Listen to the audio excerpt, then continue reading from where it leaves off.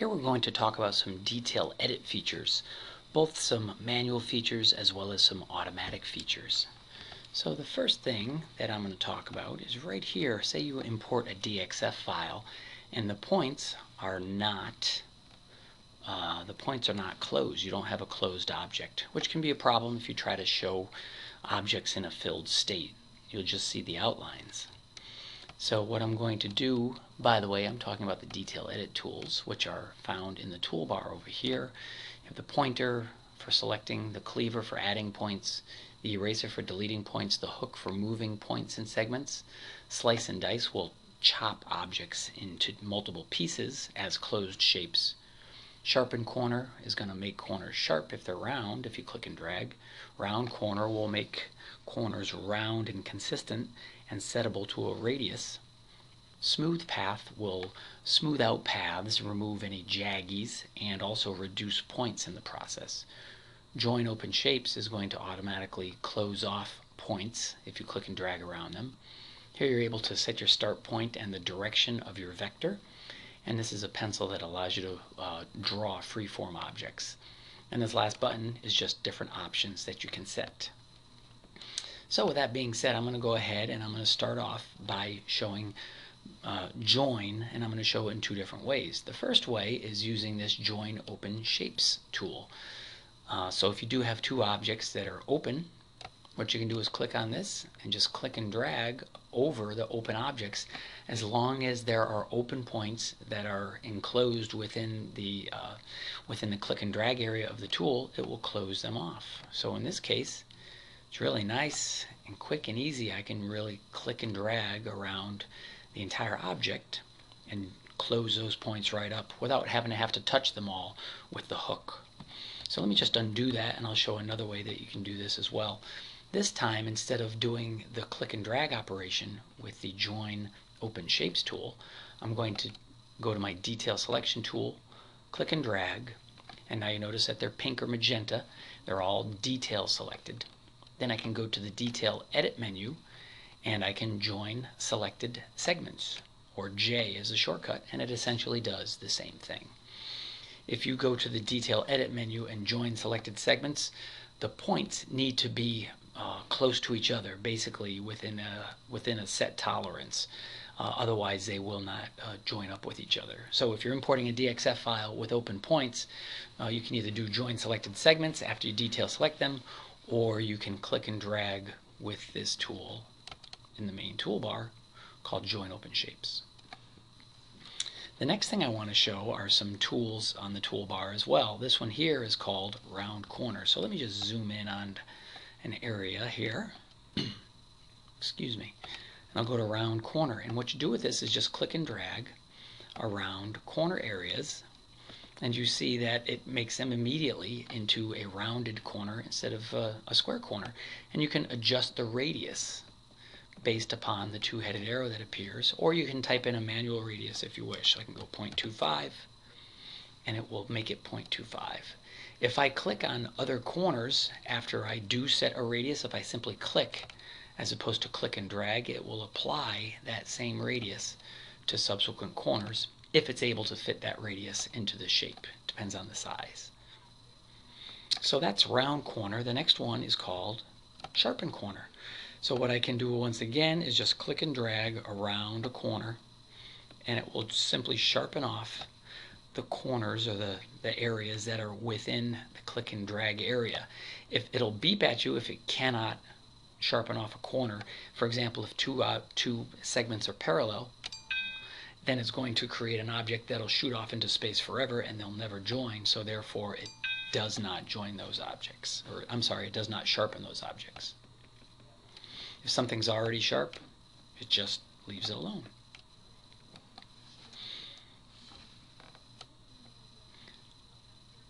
Another tool that we have is called fillet corner. And what fillet corner does is basically rounds off all the corners in a selected object. So here I have the word fillet.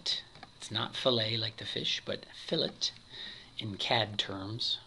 And I'm going to go into the Tools menu, and then we have Fillet Corner. about a third of the way down.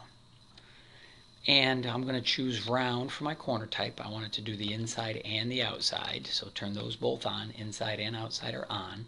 And you can set your radius. So if I set this to be, for example, 0.2, it's going to go ahead and round off all of those sharp corners into rounded corners. Fillet corner. And the nice thing about this is that fillet corner is reactionable. And so I can change this to say corner. And because it's part of the reaction capability, it automatically reapplies all of the functions in this dialog box. So I changed my text, but it still applied the fillet corner.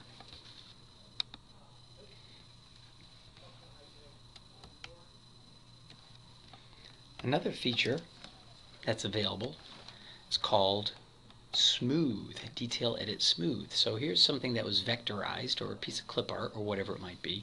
And if I click on my detail tool, we see that there are a good number of points in there. So a tool we have up here is called the Smooth Path tool.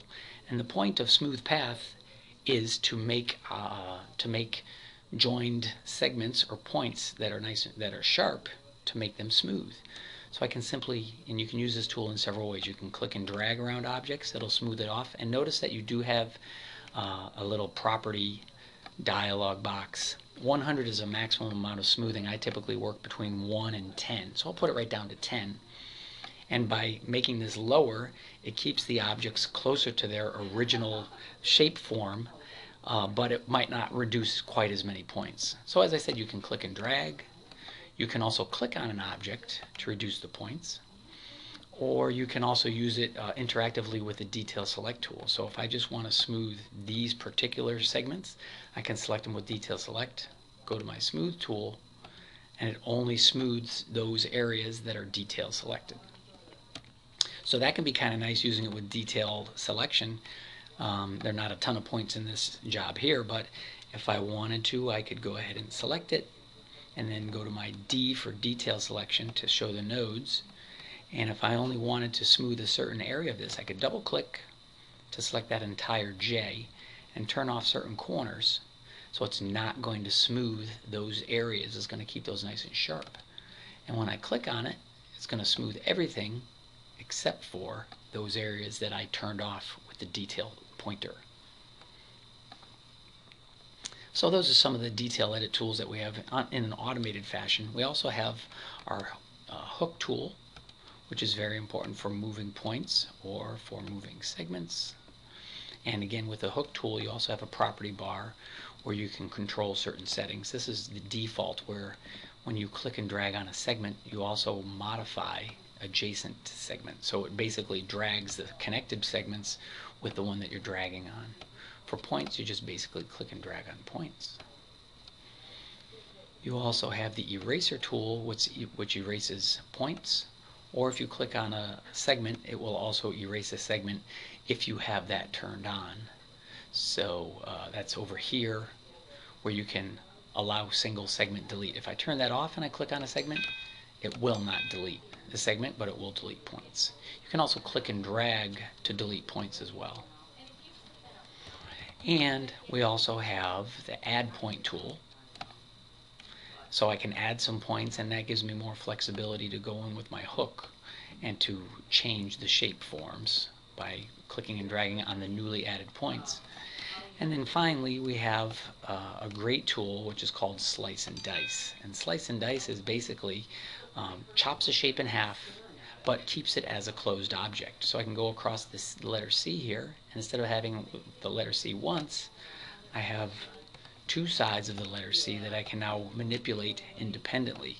And you can digitize half of an object, and then you can borrow that half and recycle it. You can do something similar with the cleaver tool or the add point tool as well. So now I have two sides, and I can copy this, paste it back, go to Control F for flip, and flip it over on itself and borrow that side and have something that's perfectly symmetrical.